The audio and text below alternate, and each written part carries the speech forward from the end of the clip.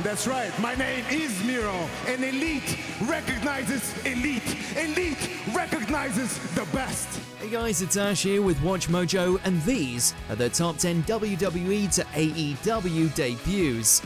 And he has arrived here alongside Vicky Guerrero. For this list, we'll be ranking the most memorable moments where wrestling fans were pleasantly surprised to find their favorite superstars jumping ship to All Elite Wrestling. What was your favorite surprise AEW debut? Let us know in the comments. And as always, if there's a wrestling list you want to see, go to my Twitter at AshJBo and let me know. Welcome to Dynamite, Paul White, and the biggest wrestler, the largest broadcaster, JR. No doubt about it. Number 10, Jeff Hardy. From behind comes Andrade. Matt Hardy just got voted out, guys. We saw the writing on the wall for a long time, but in March of 2022, it finally happened. While Matt Hardy wasn't always the best influence on his young charges in the AHFO, it was still a surprise to see them turn against him so willingly when Andrade called for a vote on whether or not they should kick him out of the faction. Cue a beatdown so nasty that even his enemies Sting and Darby Allin couldn't just sit back and watch. But when even their help was not enough, it was time for his brother Jeff to finally become All Elite. Wait a minute! Wait a minute! Jeffrey Nero Hardy! While many laughed about him taking a moment to play up the crowd with a little dance while his brother was getting brutalized, it was nonetheless an awesome moment to see him make the save to the sounds of the classic Hardy Boys theme. This can mean only one thing. The strange enigma going up top. Boom! The Swanton Bomb from Jeff Hardy. Number 9, Keith Lee. Good God Almighty, look who's here. Many felt that Keith Lee had been limited in the WWE since his incredible run in NXT. That all changed when he became All Elite and allowed us to once again bask in his glory. Facing off against Private Party's Isaiah Cassidy, Keith Lee instantly made a huge statement with the most incredible Beal throw we've ever seen. After his performance Friday night, but now he is getting thrown across the ring. Even after making quick work of Isaiah, the display that Keith Lee put on by taking on Private Party in the post-match proved that once again, he was well and truly limitless. What's Quinn trying to do here? God Lord, how strong is this man? Number 8, Brodie Lee. Maybe you don't understand. Let me make this one a little more personal, a little more tangible for you to feel. Man, talk about missed opportunities. We'll tragically never know how far the dearly departed Brodie Lee could have gone during his AEW career, since the man's life was cut short at only 41 years of age. Still, this doesn't mean that we can't celebrate the man's life and in-ring prowess, since not only was Lee dominant in the E as Luke Harper, but the intimidation factor associated with his Exalted One persona felt fearsomely legitimate. It wasn't a hoax. It wasn't a lie. It's a fact. There is an Exalted One, and it's just a nasty Brodie Lee. Beyond this, his dominance as the TNT champion and long undefeated streak were also super impressive, and offered further credence to Brodie Lee as one of the best. Powerbomb, nasty. It's crazy. Cody's hands hanging down the side. He's still Number 7, FTR. Another truck pulling up to Daly's place. Hey, wait a minute. Oh my God.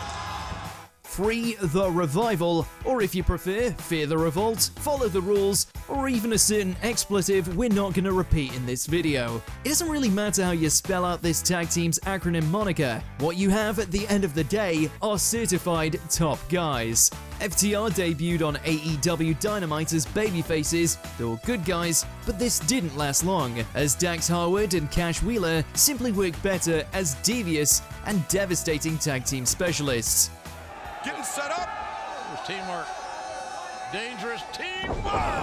FTR with the... Their Smash Mouth style harkens back to the glory days of tough guy Southern wrestling, and it wasn't long before their amazing talent was recognized with a tag team title run. Like them or hate them, there's no ignoring FTR. Boot, he lands on his feet. The you big go. rig! The big rig. Number 6, Christian Cage. Christian Cage, the Roman Goddess! It's sort of fitting that both Christian Cage and his former tag team partner Edge are currently back between the ropes, enjoying new leases on wrestling life. However, while both men returned back to the WWE initially, Christian eventually moseyed onto greener AEW pastures, debuting at AEW Revolution 2021 with a contract signing that signified that Christian Cage was back. Right off the bat, Cage benefited from AEW's collaboration with Impact Wrestling by beating Kenny Omega for that promotion's World Championship. Oh, he's got it. Oh, he's got it. Oh, he's got it. He's got it. Oh, my goodness. Additionally, Christian has served in a mentor role of sorts for Jurassic Express, putting all of his skill to use on both the mic and in the ring. And how great is it to see Christian Cage celebrate with Jungle Boy and Luchasaurus, one of the greatest minds in tag team wrestling. Number 5, Malakai Black. Wait a minute. What the? Oh my God! God Almighty, what a kick! The former Aleister Black surprised everyone back in the summer of 2021 when he appeared in AEW after being released by the WWE only 30 days prior. This is due to the fact that Black's former employers include 90-day no-compete clauses for their talent they let go. Only they made one giant boo-boo.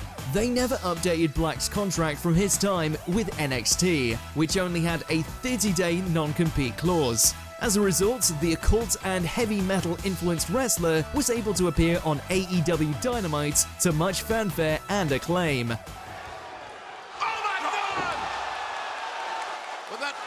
Now known as Malakai Black, his reputation was still intact, his skill set razor sharp, and his impact undeniable. Malakai Black has arrived in AEW. Number 4, Sting.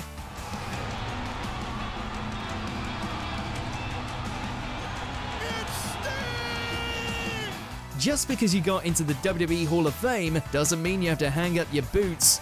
Or if you do, no one told Sting. That's because this pro wrestling icon is currently enjoying a renaissance, performing at a level that exceeds his disappointing WWE run from the mid-2010s. It was a homecoming for Sting when he returned to Turner Television for the first time in nearly 20 years. And the TNT legend, Sting. Seeing this man makes me feel young again, Tony. The man was a WCW lifer, a stalwart of the old-school wrestling world who nevertheless seems to be turning back the clock with his current AEW run. Seriously, Sting doesn't need to be doing any high flying at his age, but we'll be damned if we're not happy to see it. He's got something in mind, though, because he's looking towards the ring. He got Sting! The big splash on the outside. Number 3, Jon Moxley. Well, up until then, getting turned inside out by Moxley. I think his growth spurt stopped. Mox was one of the earliest WWE names to make AEW his home, joining Chris Jericho as a sort of seal of quality for the then unproven new company. The former Dean Ambrose debuted at AEW's very first pay-per-view event, assaulting Jericho and Omega, while effectively setting the stage for what would be the first real competition for the WWE in years. Moreover, Moxley was finally free of the shackles that were put on his character by the E's creative writing team, going all in with a hyper-aggressive style that was more in line with Moxley's work on the indie scene. Since then, Mox has climbed the mountain and back again, proving to everyone his certified main event status. And now he's got you to set up paradigm shift. Number 2, Bryan Danielson and Adam Cole. Panama Sunrise plants Orange Cassidy. AEW's All Out pay-per-view from 2021 signified the debut of not one, but two massive stars that formerly called the WWE home. Adam Cole's reunion with his friends in the Elite was followed up by Bryan Danielson showing up in the ring, a double team that effectively sent the All Out crowd into hysterics. Although the latter would initially work as a babyface, both would see their biggest success as ring antagonists, with Danielson performing in some brutal matches alongside the likes of Eddie Kingston.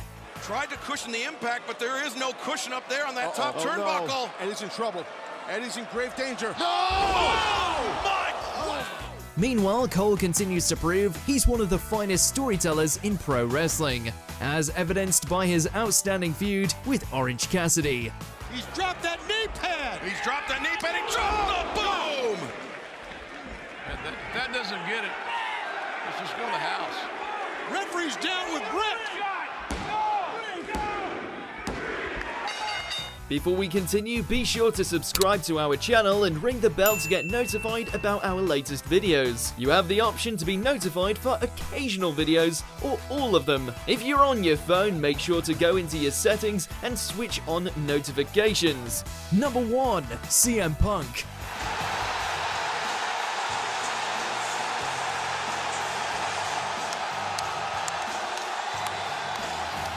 The phrase wrestling history gets tossed around a lot, but the night of August 20th, 2021 was something different, something special. It was the night where CM Punk made his triumphant return to the world of professional wrestling to a crowd that was more than willing to welcome him back with open arms.